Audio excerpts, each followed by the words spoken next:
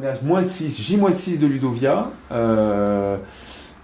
Donc est-ce qu'on peut rappeler un petit peu l'importance de Ludovia pour les vallées? Bien sûr. Ludovia, pour les vallées d'Axe, et pour Axe-Thermes particulièrement, c'est une chance pour le territoire. Pourquoi? Parce que on va dire que c'est entre 850 et 900 et 1100 personnes, je crois, on était arrivé l'année où le ministre était venu, Anker. Donc c'est un congrès, une université d'été, on va dire, qui s'est développée au fil des ans, qui a atteint, on va dire, un nombre maximum autour de 1000 de participants, mais c'est une chance pour le territoire. Université d'été unique autour du numérique. Ce sont les enseignants, ce sont toutes les personnes concernées autour du numérique et de l'école qui sont concernées par cet événement. C'est un événement qui revient chaque année, donc habituel, et chance donc pour le territoire. Et il faut dire, j'ajouterais qu'Axe-Thermes possède les infrastructures qui peuvent répondre présent pour un tel événement. Ah, ça c'est le côté un peu fréquentation et intérêt pour le territoire économique, on va dire, parce que c'est aussi ça. Pour les collectivités que sont donc la communauté de communes ou le département, que vous représentez aussi, Ludovia, c'est l'expression de quoi? De la volonté qu'il y ait des usages des matériels qui sont achetés par les collectivités? Je remonterai d'une vingtaine d'années en arrière, où la commune d'Axe-Thermes, je vais parler d'abord de la communauté de communes et puis du département, la communauté de communes avait été concernée puisque la commune d'Axe-Thermes initialement avait fait un petit travail avec l'Andorre et l'Espagne pour faire travailler les cycles 3, si mes souvenirs d'anciens enseignants sont bons, autour du numérique, avec l'achat d'un notebook, je crois, pour tous ces élèves du cycle 3.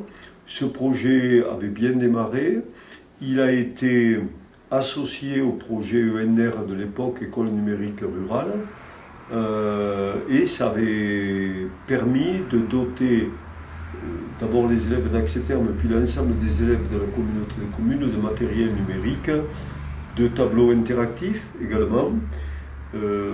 Donc ça avait bien mis le pied à l'étrier aux élèves. J'ai le souvenir également que la commune dont je suis maire, la commune d'Orlu, l'école d'Orlu avait un projet d'échange avec l'Angleterre, avec une classe anglaise, et on l'avait doté de tableaux blancs numériques.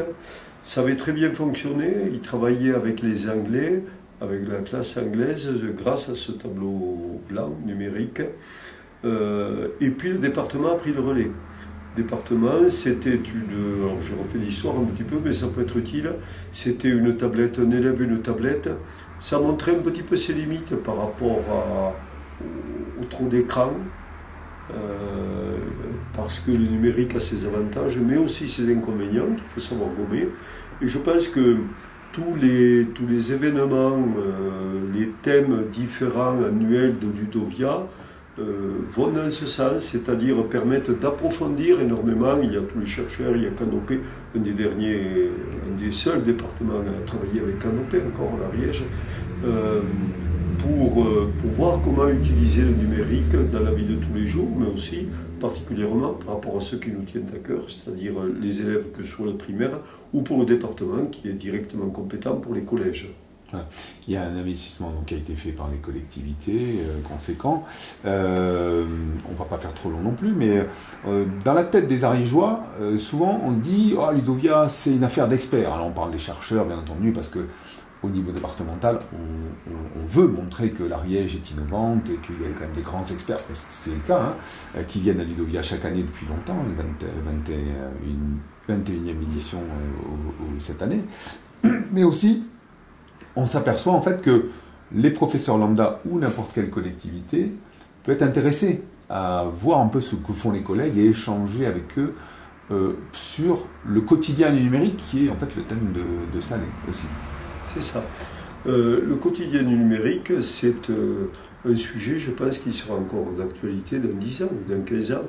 Pourquoi? Parce que le numérique a révolutionné nos pratiques, J'ai lu quelque part l'autre jour que les plus de 70 ans, c'est mon cas, 63% je crois des plus de 70 ans, c'est-à-dire 2 tiers des Français utilisent le numérique.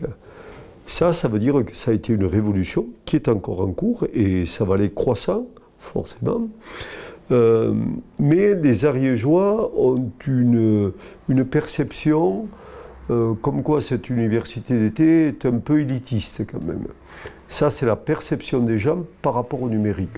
Autant on utilise un portable, autant je ne connais pas le pourcentage de citoyens qui ont un portable, mais il est très important, il doit tourner autour de 80 ou 85%, je pense. Hein. Mais autant les gens ont l'impression que aller discuter du numérique, rentrer dans le numérique, c'est très compliqué. C'est vrai que Ludovia, pour avoir suivi quelques ateliers, pour avoir essayé, pour avoir vu ce qu'on fait avec les robots, etc., c'est compliqué, c'est très compliqué. On n'est plus au stade des ordinateurs Thomson où c'était un zéro, le binaire, bon, c'est toujours binaire le numérique, mais on se demande parfois à quoi ça sert. Or, il est indéniable que ça serve, mais le problème, c'est qu'il faut qu'il y ait une éthique sévère qui soit appliquée à tous ces usages du numérique. Pourquoi? Pour la protection des données, d'abord, protection des données des collectivités. J'ai parlé de piratage de la communauté de communes tout à l'heure. On voit comment ça a impacté. Des agents ont dû ici faire avec leurs souvenirs pour voir les journées de récupération, etc. Nous, on a dû valider parce qu'on n'avait pas de moyens de vérifier. Donc, perte de données importante. Éthique, je parlais d'éthique, éthique pour prévenir des ados d'un usage de cyber-attaque ou de cyber, voilà, dont ils sont crédules, les enfants comme les ados, donc ça peut être des dangers potentiels de prédateurs qui se promènent dans la nature. Toutes ces choses-là, il faut les aborder, il faut prévenir, il faut travailler pour que chacun soit conscient des possibilités, des dérives, des dangers, mais il faut avancer aussi, parce que c'est une banque énorme. Aujourd'hui, plus personne, moi le premier, je ne regarde pas le dictionnaire, je regarde Wikipédia, ou quand il y a un mot que je ne connais pas, ou autre.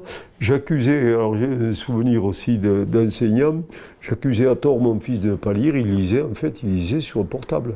À partir de la 6e, pratiquement tous les élèves ont un portable, tous les ados ont un portable, et ils lisent énormément sur leur portable.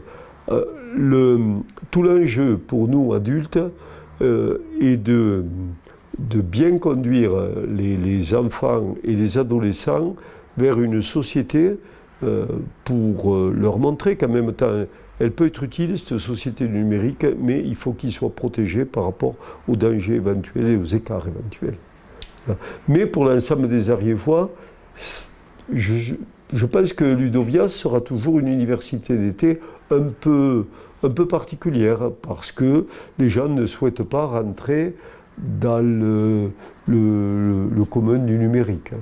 Pour finir, on peut inviter donc les enseignants ariégeois qui sont déjà rentrés chez eux. Oui. Ils peuvent s'inscrire, c'est gratuit pour eux, oui. Mais ils peuvent s'inscrire et venir dès le mardi matin. Voilà. Alors, j'aimerais, les échanges sont bien sûr très intéressants.